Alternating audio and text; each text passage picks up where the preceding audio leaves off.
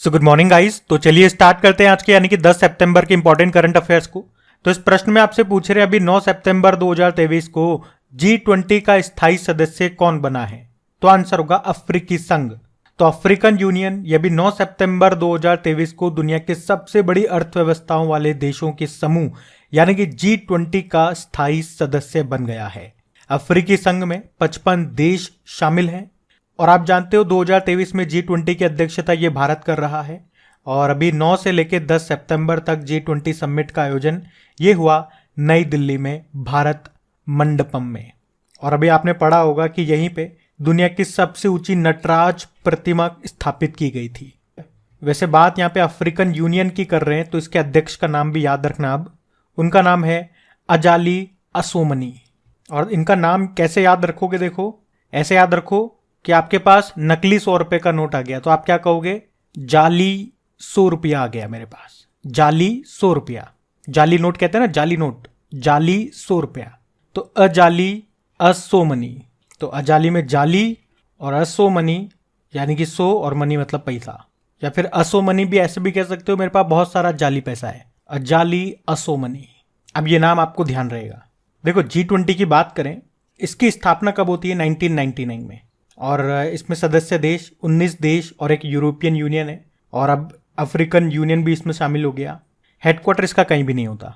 2023 में भारत के पास इसकी अध्यक्षता, 2022 में इंडोनेशिया के पास इसकी अध्यक्षता थी और अगले साल 2024 में इसकी अध्यक्षता होगी ब्राज़ील के पास में। तो अगर पूछे कि G20 ट्राइका में कौन कौन से देश शामिल हैं तो इंडोनेशिया, भारत और ब्राज़ील। इस बार इसकी थीम क्या है, वसुधैव कुटुंबकम, one earth one family one future. और इसमें भारत के शेरपा हैं अमिताभ कांत और इसका जो लोगो है इसमें कमल का फूल है, याद रखना। पूछा अगर थोड़ा सा डीप में जाए तो बताओ कि कमल के फूल में कितनी पंखुड़ियां हैं, पूछा जा सकता है। 7 हैं। वो 7 रिप्रेजेंट करती है 7 महाद्वीपों को और संगीत के 7 स्वरों को। अब इस क्वेश्चन में बहुत ब्यूटीफुल जानकारी मैं आप लोगों को दूंगा, बिल्कुल ध्यान से सुनना। ये तो हमने G20 की बात कर ली। अब मैं आपको बताऊंगा कुछ इंपॉर्टेंट संगठन जिनकी अध्यक्षता 2023 में कौन कौन सा देश कर रहा है। उसके अलावा अभी किस किस संगठन में कौन कौन से नए देश शामिल हुए हैं वो भी मैं आपको बताऊंगा। एक तो अभी आपको याद है ब्रिक्स में 6 नए देश शामिल हुए हैं, या यूं कहूं कि 2024 से इसमें शामिल होंगे। कौन से हैं वो 6 नए देश, पहले तो 6 याद रखना। अब उन 6 के नाम याद, Egypt, south Africa, United Arab अमीरात, इथियोपिया, अर्जेंटीना और ईरान। वैसे भी नाटो का नवीनतम 31वां सदस्य देश बना था फिनलैंड। आसियान का भी 11वें नंबर का सदस्य देश बना है तिमोर लेस्ते। और अभी शंघाई कोऑपरेशन ऑर्गेनाइजेशन का 9th नंबर का सदस्य देश बना है ईरान। और न्यू डेवलपमेंट बैंक का भी 9th नंबर का सदस्य देश बना था मिस्र यानी कि इजिप्ट। तो ये तो मैंने आपको बताया भी किन किन संगठन में कौन कौन से नए देश शामिल हुए थे। अब बताऊंगा कि 2023 में किस संगठन की अध्यक्षता किस देश के पास है। तो ब्रिक्स से ही बात करते हैं। ब्रिक्स की अध्यक्षता 2023 में साउथ अफ्रीका के पास है। और शंघाई कोऑपरेशन ऑर्गेनाइजेशन की बात करें तो इसकी अध्यक्षता भारत के पास है। मतलब भारत के पास इस साल एक तो G20 की भी है और शंघाई कोऑपरेशन ऑर्गेनाइजेशन की भी है। और अच्छा ये भी ध्यान रखना, अभी G20 का कौन सा संस्करण है, 18वां समिट हुआ। और उसी तरह से 2023 में अभी G7 की अध्यक्षता किसके पास है, जापान के पास। अभी इसकी 49 नंबर की समिट हुई थी जापान के हिरोशिमा में और यहीं पे क्वाड समिट का आयोजन भी हुआ। अच्छा, अगले साल क्वाड समिट को होस्ट करेगा कौन, भारत, ये भी ध्यान रखना। और इस साल और अभी जो 43 नंबर की जो आसियान समिट हुई थी कहाँ पे, इंडोनेशिया के जकार्ता में हुई। एक बिम्स्टेक भी याद रखना, 2023 में बिम्स्टेक की अध्यक्षता ये कर रहा है थाईलैंड। तो ये कुछ इंपॉर्टेंट ऑर्गेनाइजेशंस हैं जिनकी अध्यक्षता 2023 में किस किस देश के पास है वो मैंने आपको यहाँ पे रिवाइज करवा दी। किस किस देश में कौन कौन सा नया मेंबर बना है अभी वो भी मैंने आपको रिवाइज करवा दिया। मतलब इस एक ही क्वेश्चन में मैंने आपको सारी इंपॉर्टेंट जानकारियां दे दी हैं, ये आप ध्यान रखना। बढ़ते हैं आगे। फिर बताओ, अभी सितंबर 2023 में भारत और किस देश के बीच में वरुण अभ्यास का आयोजन किया गया। तो आंसर होगा फ्रांस। तो वरुण एक्सरसाइज 2023 ये एक नेवल एक्सरसाइज है, भारत और फ्रांस के बीच में होती है। इस बार ये इसका 21वां संस्करण है। एक्चुअली में इस साल इसका ये दूसरा चरण अभी हुआ जिसका आयोजन कहाँ पे किया गया, अरब सागर में। और इसी साल स्टार्टिंग में जनवरी में इसका पहला चरण हुआ था भारत के पश्चिमी तट पर। वैसे इस अभ्यास की शुरुआत की अगर हम बात करें तो 1993 में शुरुआत होती है, फिर 2001 में इसका नाम वरुण कर दिया गया था, वरुण एक्सरसाइज। अच्छा, वैसे हम फ्रांस के साथ और कौन कौन से एक्सरसाइज करते हैं? एक तो ये वरुण हो गया, एक गरुड़ भी करते हैं और एक शक्ति नाम का एक्सरसाइज भी करते हैं। एक डेजर्ट नाइट एक्सरसाइज भी किया हमने फ्रांस के साथ। अभी फ्रांस के साथ हमने केरल के तिरुवनंतपुरम में फ्रिंजेक्स एक्सरसाइज भी किया था। और अभी विशाखापत्तनम के पास बंगाल की खाड़ी में हमने फ्रांस के साथ इन फिन एक्सरसाइज भी किया था। इसका नाम भी यही था, INFN एक्सरसाइज। अच्छा चलो, इस क्वेश्चन में 2023 में जो इंपॉर्टेंट एक्सरसाइजेज हुई हैं वो मैं एक बार आपको रिवाइज करा दूं। अभी आपको याद है ब्राइट स्टार एक्सरसाइज का आयोजन हुआ था मिस्र में। उसमें पहली बार भारतीय वायुसेना ने हिस्सा लिया था। ये एक बहुपक्षीय अभ्यास है। अभी ऑस्ट्रेलिया के साथ हमने ऑस इंडेक्स एक्सरसाइज किया, कहाँ पे? सिडनी में। अभी ये सी कैट नाम का एक्सरसाइज भी हुआ था जिसको होस्ट किया सिंगापुर ने, और भारत ने पहली बार इसमें हिस्सा लिया। अभी इंडियन एयरफोर्स, याद रखना, 2024 में तरंग शक्ति एक्सरसाइज का आयोजन करेगा जिसमें लगभग 12 देश हिस्सा लेंगे। अभी भारत और यूनाइटेड अरब अमीरात के बीच में जायद तलवार एक्सरसाइज हुआ था, ये दुबई में।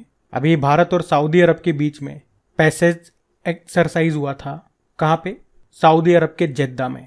और अभी मालाबार एक्सरसाइज जो कि क्वाड देशों के बीच में होता है, ये हुआ था ऑस्ट्रेलिया में। क्वाड में कौन कौन से 4 देश आते हैं? भारत, ऑस्ट्रेलिया, जापान और अमेरिका। और वैसे अभी ऑस्ट्रेलिया ने टेलिस्मैन सेबर एक्सरसाइज का आयोजन किया था जिसमें भारत जो है ये पर्यवेक्षक देश था, ऑब्जर्वर कंट्री था। और कोमोडो एक्सरसाइज सुना होगा, ये इंडोनेशिया में हुआ था, इसमें भारत ने भी हिस्सा लिया था। अभी जापान के साथ हमने जिमैक्स एक्सरसाइज किया था विशाखापत्तनम में। वैसे इसी साल जापान के साथ हमने 2 और एक्सरसाइज किए, धर्मा गार्जन और वीर गार्जन, वो दोनों जापान में किए थे। अभी अमेरिका और भारत के बीच में ये सेल्वेक्स एक्सरसाइज हुआ था, कहाँ पे? कोच्चि, केरल में। और अभी नोमैडिक एलिफेंट एक्सरसाइज हुआ भारत और मंगोलिया के बीच में, मंगोलिया की कैपिटल उलानबतर में। और अभी सऊदी अरब के साथ हमने अल मोहद अल हिंदी नाम का एक्सरसाइज किया था सऊदी अरब में ही। अभी भारत और मालदीव के बीच में एक तो एकता एक्सरसाइज हुआ था और एक एक्वेरियन एक्सरसाइज भी हुआ था। और समुद्र शक्ति एक्सरसाइज ये भारत और इंडोनेशिया के बीच में हुआ, इंडोनेशिया के बाटम में। अभी सागर कवच एक्सरसाइज हुआ, भारतीय तटरक्षक बल ने इसका आयोजन किया पश्चिम बंगाल में। अजय वॉरियर एक्सरसाइज ये भारत और यूके के बीच में हुआ, यूके में हुआ। और अभी यूके के साथ हमने कोंकण एक्सरसाइज भी किया अरब सागर में। अभी अमेरिका के साथ कोप इंडिया एक्सरसाइज हमने किया पश्चिम बंगाल में। स्लाइनेक्स एक्सरसाइज हमने श्रीलंका के साथ किया कोलंबो में। और अभी बोल्ड कुरुक्षेत्र एक्सरसाइज भारत और सिंगापुर के बीच में हुआ राजस्थान में। अभी हमने 20 अफ्रीकी देशों के साथ में एफ इंडेक्स एक्सरसाइज किया पुणे के ऑन द सैन्य स्टेशन में। ये प्रश्न एग्जाम में आया था अभी डस्टलिक एक्सरसाइज हमने किया था भारत और उज्बेकिस्तान के बीच में हुआ, पिथौरागढ़ में, उत्तराखंड के पिथौरागढ़ में। और एक ये भी याद रखना कि हमने अभी पहला सैन्य अभ्यास किया था मिस्र के साथ में, नाम है साइक्लोन 1, कहाँ पे? राजस्थान में। तो यहाँ पे इस प्रश्न में 2023 के सारे इंपॉर्टेंट मिलिट्री एक्सरसाइज मैंने आपको एक साथ रिवाइज करा दिए। तो हो सकता है वीडियो का थोड़ा सा टाइम बढ़ जाए, 1-8 मिनट बढ़ जाए, लेकिन सारे इंपॉर्टेंट में आपको पॉइंट्स यहाँ पे कवर कराता हुआ चल रहा हूँ।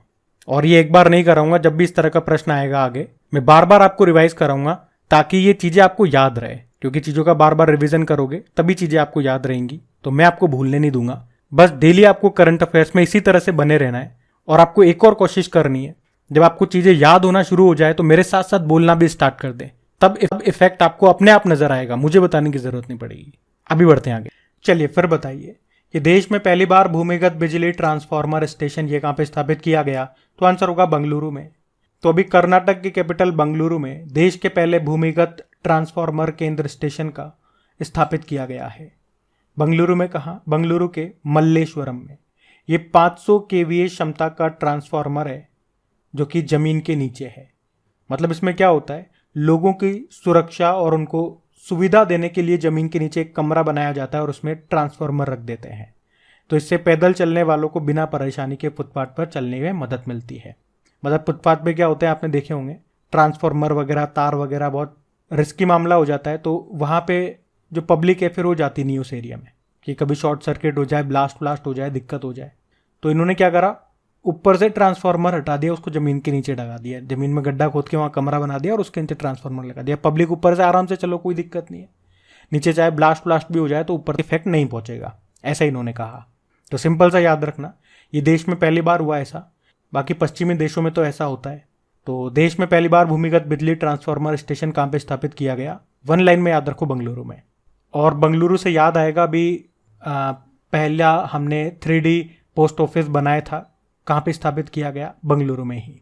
अब देखो यहाँ पर भी जो भी चीज़ें देश में या दुनिया में पहली बार हुई है ना, और जो हमने करंट अफेयर्स में पढ़ी अभी, वो सारी मैं आपको रिवाइज कराऊंगा। अब यहाँ पे 2023 के सारे पॉइंट्स तो मैं एक साथ रिवाइज नहीं करा पाऊंगा, टुकड़ों में हम पढ़ेंगे। जैसे आज 5-10 पॉइंट कर लेंगे, अगली बार जब इस तरह का पहली बार वाला प्रश्न आएगा वहाँ पे और कर लेंगे।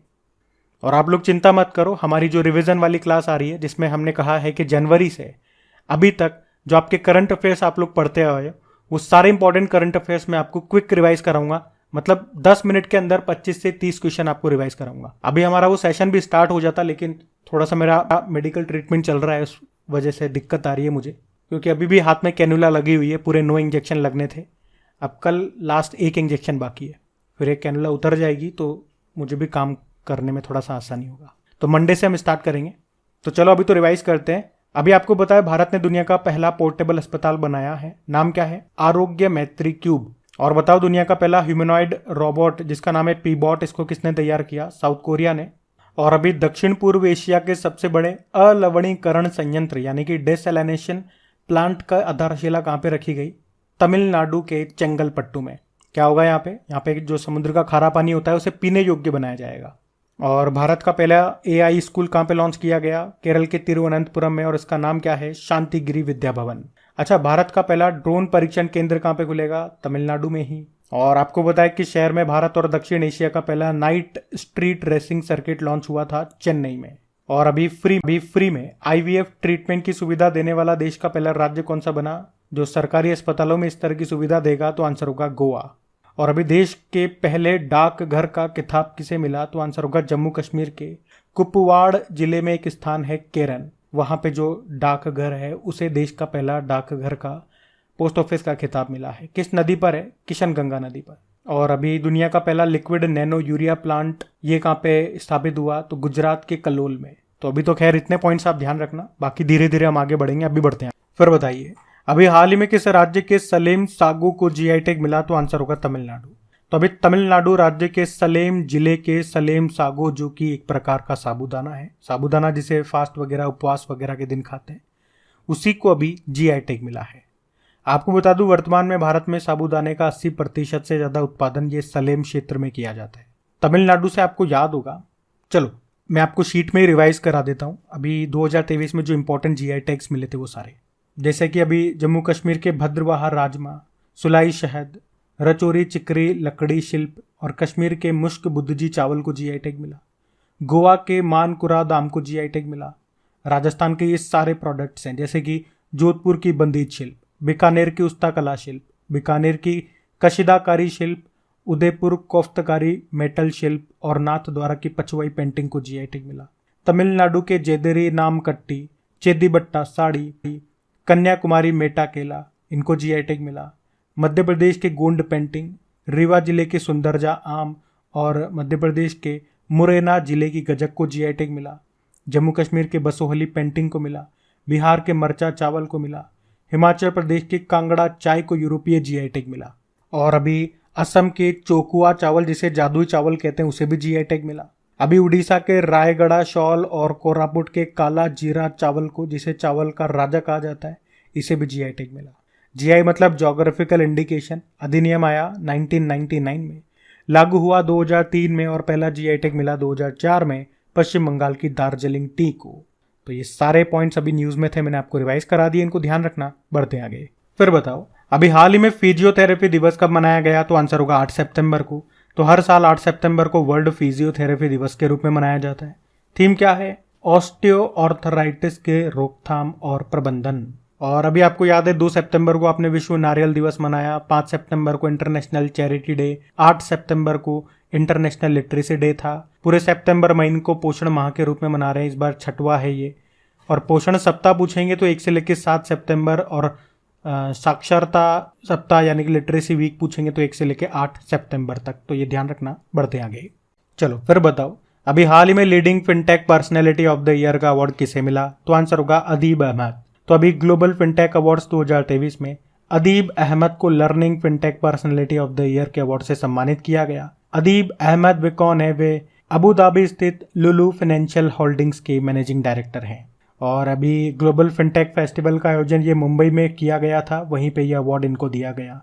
और ये अवार्ड इनको क्यों मिला? तो दुनिया भर में फिनटेक पारिस्थितिकी तंत्र में व्यक्तियों और संस्थाओं की उत्कृष्ट उपलब्धियों के लिए इन्हें ये अवार्ड मिला है। फिनटेक मतलब फाइनेंशियल टेक्नोलॉजी। बाकी शांता थोटम आप जानते हो, ब्रिक्स इनोवेशन फोरम में वर्ल्ड इनोवेशन अवार्ड मिला था। अरुंधति रॉय, अभी इनका एक उपन्यास है आज़ादी, उसके लिए 45वां यूरोपीय निबंध पुरस्कार इनको मिला। और रामचंद्र गुहा की बात करें तो इनकी किताब आई थी रिबेल्स अगेंस्ट द राज, जिसने एलिजाबेथ लॉन्गफोर्ड पुरस्कार 2023 जीता था। अब एक प्रश्न मैं आपसे पूछूंगा कि 2021 के लिए अभी गांधी शांति पुरस्कार किसने जीता था? अच्छा प्रश्न है। अब देखते हैं कौन अच्छा उत्तर देता है कमेंट में। हम बढ़ते हैं आगे। चलो बताओ, अभी हाल ही में one sun one world one grid सम्मेलन का आयोजन कहाँ पे किया गया? तो आंसर होगा नई दिल्ली।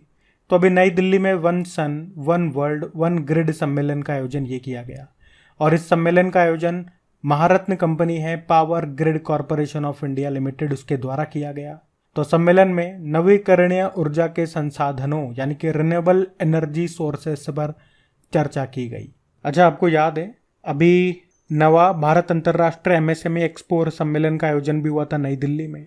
वैसे इस बार 5वां विश्व कॉफी सम्मेलन पहली बार भारत में होगा। भारत में भी कहाँ? बेंगलुरु में।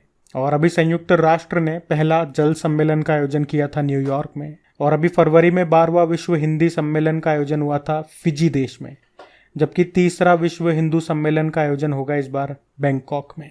तो ये पॉइंट्स भी ध्यान रखना। बढ़ते हैं आगे। फिर बताइए, अभी हाल ही में जटायु क्रूज सेवा ये किस नदी में शुरू की गई? तो आंसर होगा सरयू नदी। तो अभी उत्तर प्रदेश के अयोध्या शहर की सरयू नदी में जटायु क्रूज सेवा की शुरुआत की गई।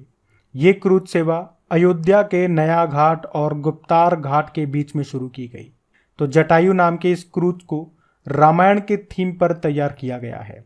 और इस क्रूज के माध्यम से पर्यटक समृद्ध विरासत, प्राचीन मंदिरों और विभिन्न घाटों का दर्शन कर सकेंगे। अच्छा, क्रूज सेवा से 2 करंट अफेयर्स के प्यारे प्यारे क्वेश्चन मैं आपसे पूछता हूँ। एक तो अभी देश की सबसे लंबी नदी क्रूज सेवा ये शुरू हुई थी वाराणसी और असम के डिब्रूगढ़ के बीच में, जिसके बीच की लंबाई इसने कितनी लगभग तय की? 3200 किलोमीटर। और उस क्रूज का नाम है गंगा विलास। और अभी याद होगा आपको, चेन्नई से श्रीलंका के बीच में भारत की पहली अंतर्राष्ट्रीय क्रूज सेवा भी शुरू हुई थी, जिसका नाम है MV एक्सप्रेस। और अगर आपसे पूछे कि जल मेट्रो परियोजना वाला भारत का पहला शहर कौन सा है? तो आंसर होगा कोच्चि। और वैसे भारत की पहली वाटर टैक्सी सेवा का उद्घाटन कहाँ पे किया गया था? मुंबई में। अच्छा, जल जीवन मिशन आपको याद है, ये लॉन्च हुआ था 2019 में, जिसका उद्देश्य था 2024 तक हर घर नल कनेक्शन करना। और वैसे चलो आज के लिए इतना काफ़ी है, बाकी पॉइंट्स की मैं शीट बनाऊंगा तब आपको रिवाइज कराऊंगा। अभी बढ़ते हैं आगे। फिर बताओ, अभी हाल ही में समुद्री पर्यावरण में ड्रेजिंग गतिविधियों पर नजर रखने के लिए marine sand watch data platform को किसने लॉन्च किया? United Nation environment programme.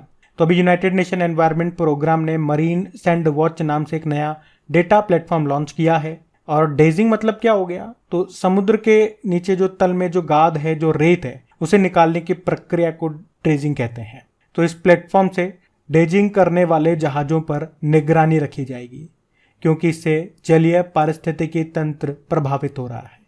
और इस प्लेटफॉर्म का अनुमान है कि प्रत्येक वर्ष हर साल समुद्री तल से 4 से 8 अरब टन रेत का निष्कर्षण किया जा रहा है। देखो, ये डेटा इसको लॉन्च किसने किया? यूनाइटेड नेशन एनवायरनमेंट प्रोग्राम ने। तो इसकी स्थापना कब होती है? 5 जून 1972 को। इसीलिए तो 5 जून को आप वर्ल्ड एनवायरनमेंट डे मनाते हो। और आपको याद है इस बार इसकी थीम क्या है? Solution of plastic pollution. और 2023 में इसका मेजबान देश रहा कोटे दी आइवर। वैसे यूनाइटेड नेशन एनवायरनमेंट प्रोग्राम का हेडक्वार्टर कहाँ पर है? नैरोबी केन्या में है। तो ये भी ध्यान रखना। बढ़ते हैं आगे। और गाइज, क्या वीडियो को आपने लाइक कर दिया? नहीं किया ना? तो कम से कम लाइक तो कर दिया करो यार। और सबसे ज़रूरी बात, इसे अपने दोस्तों के साथ में शेयर ज़रूर करना। या जो भी आपका स्टडी ग्रुप होता है, व्हाट्सएप पे, फेसबुक पे, टेलीग्राम पे, इंस्टा पे, जहां पर भी होता है, तो एक बार शेयर जरूर करना पड़ेगा आपको। आप लोग वीडियो को शेयर करोगे, आपके दोस्त जुड़ेंगे, मतलब मुझे लगेगा कि वीडियो चल रहा है, वीडियो पे लोग जुड़ रहे हैं, तो मुझे भी काम करने में मजा आएगा। क्योंकि आप लोग अभी कुछ चेंज तो आप देख ही सकते हो। अभी जो पॉइंट्स होते हैं इंपॉर्टेंट, मैं धीरे धीरे उन्हें रिटन फॉर्मेट में लाने की कोशिश कर रहा हूँ, क्योंकि यहाँ पे सारा काम मुझे अकेले ही करना पड़ता है। कंटेंट बनाने से लेके, उसे लिखने से लेके, रिकॉर्ड करना, एडिट करना, थंबनेल बनाना, सब कुछ करना, सब मुझे ही करना है। ऊपर से घर के काम भी होते हैं, फैमिली है, मेरी भी तबीयत खराब हो जाती है, सो सारा भार मेरे कंधों पे होता है। लेकिन फिर भी मैं धीरे धीरे आपका जो इंपॉर्टेंट कंटेंट है वो रिटन फॉर्मेट में लाने की कोशिश कर रहा हूँ। और ये सब क्यों हो पा रहा है? क्योंकि वीडियो में जब लोग जुड़ते हैं, बढ़ते हैं, हमारे व्यूज बढ़ते हैं, तो मेरा भी इंटरेस्ट बढ़ता है, मुझे भी फिर काम करने मजा आता है और अच्छा डिलीवर करने मजा आता है चीज़ों को। और ये सब पॉसिबल होता है जब वीडियो को आप लोग शेयर करोगे। तो अब तो आप शेयर कर देना, अब भी बढ़ते हैं आगे। चलो फिर बताओ, अभी हाल ही में किस राज्य ने ट्रांसजेंडर समुदाय के लिए पेंशन और ओबीसी दर्जे को मंजूरी दी? तो आंसर होगा झारखंड।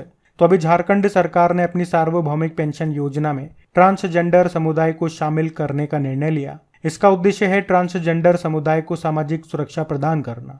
तो इसमें ट्रांसजेंडरों को हर महीने 1,000 रुपये की वित्तीय सहायता मिलेगी और ट्रांसजेंडर व्यक्ति जो किसी भी आरक्षण श्रेणी में नहीं आते, उन्हें पिछड़ा वर्ग 2 श्रेणी का लाभ भी मिलेगा।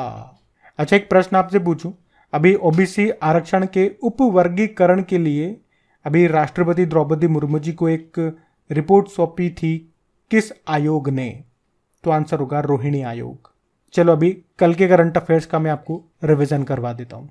और वीडियो के लास्ट में जो हमारी फटाफट सीरीज आती है जिसमें कुछ इंपॉर्टेंट टॉपिक्स को हम रिवाइज करते हैं, वो भी हम मंडे से स्टार्ट कर लेंगे। तो पहला प्रश्न पूछा, किस राज्य ने मुख्यमंत्री कामधेनु बीमा योजना शुरू की? तो राजस्थान। फिर पूछा, भारत का पहला यूपीआई एटीएम किसने लॉन्च किया? Hitachi payment services. फिर पूछा, मालिनी रानुरकर का निधन हो गया, वे किस संगीत घराने की प्रतिपादक थी? तो ग्वालियर घराना। फिर बताइए, अभी आइडॉल्स अनअर्थिंग द पावर ऑफ मूर्ति पूजा नाम की बुक को अमिश त्रिपाठी ने किसके साथ मिलकर लिखा? तो भावना रॉय। फिर बताओ, अभी स्वच्छ वायु दिवस कब मनाया? 7 सितंबर। फिर बताओ, भारत ड्रोन शक्ति 2023 का आयोजन कहाँ हुआ? गाजियाबाद। फिर बताओ, G20 इंडिया मोबाइल एप्लीकेशन के द्वारा कितनी भाषाओं में G20 संबंधित जानकारी प्रदान की जाएगी? 10। और बताओ, कोरिया यानी कि साउथ कोरिया में आयोजित एशियाई टेबल टेनिस प्रतियोगिता में भारत पुरुष टीम ने कौन सा मेडल जीता? ब्रोंज। और स्ट्रीट 20 यानी कि स्ट्रीट चाइल्ड क्रिकेट विश्व कप का आयोजन ये कहाँ पे होगा? चेन्नई में। और UIDAI ने ग्लोबल फिनटेक फेस्ट का आयोजन कहाँ किया? मुंबई में। तो ये लो, हमारा करंट अफेयर्स भी तैयार हो गया। कल के करंट अफेयर्स का हमने क्विक रिवीजन भी कर लिया। अभी कल का होमवर्क प्रश्न देखेंगे और सेशन को एंड कर लेंगे। सेशन को लाइक और शेयर जरूर कर देना बस।